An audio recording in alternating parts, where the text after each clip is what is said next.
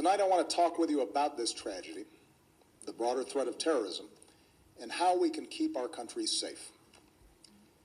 The FBI is still gathering the facts about what happened in San Bernardino, but here's what we know. The victims were brutally murdered and injured by one of their co-workers and his wife. So far, we have no evidence that the killers were directed by a terrorist organization overseas or that they were part of a broader conspiracy here at home. But it is clear that the two of them had gone down the dark path of radicalization, embracing a perverted interpretation of Islam that calls for war against America and the West. They had stockpiled assault weapons, ammunition, and pipe bombs. So this was an act of terrorism designed to kill innocent people. Our nation has been at war with terrorists since Al-Qaeda killed nearly 3,000 Americans on 9/11. In the process, we've hardened our defenses, from airports to financial centers to other critical infrastructure. Intelligence and law enforcement agencies have disrupted countless plots here and overseas and worked around the clock to keep us safe. Our military and counterterrorism professionals have relentlessly pursued terrorist networks overseas, disrupting safe havens in several different countries, killing Osama bin Laden, and decimating Al-Qaeda's leadership.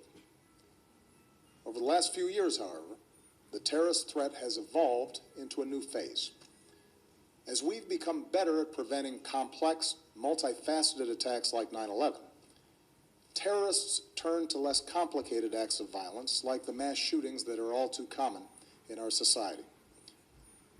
It is this type of attack that we saw at Fort Hood in 2009, in Chattanooga earlier this year, and now in San Bernardino. And as groups like ISIL grew stronger amidst the chaos of war in Iraq and then Syria, and as the internet erases the distance between countries, we see growing efforts by terrorists to poison the minds of people like the Boston Marathon bombers and the San Bernardino killers. For 7 years, I have confronted this evolving threat each and every morning in my intelligence briefing.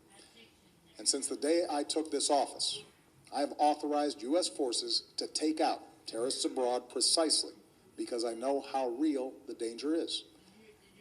As Commander-in-Chief, I have no greater responsibility than the security of the American people.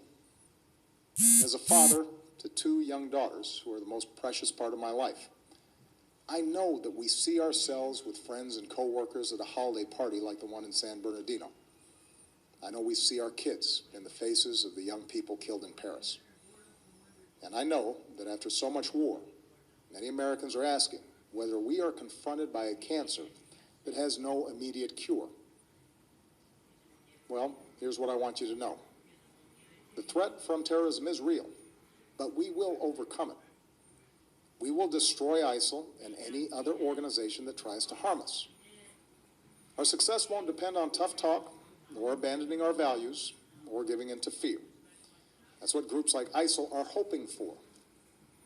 Instead, we will prevail by being strong and smart, resilient and relentless, and by drawing upon every aspect of American power. Here's how. First, our military will continue to hunt down terrorist plotters in any country where it is necessary. In Iraq and Syria, airstrikes are taking out ISIL leaders, heavy weapons, oil tankers, infrastructure. And since the attacks in Paris, our closest allies, including France, Germany, and the United Kingdom, have ramped up their contributions to our military campaign, which will help us accelerate our effort to destroy ISIL. Tens of thousands of Iraqi and Syrian forces fighting ISIL on the ground so that we take away their safe havens. In both countries, we're deploying special operations forces who can accelerate that offensive. We've stepped up this effort since the attacks in Paris and will continue to invest more in approaches that are working on the ground.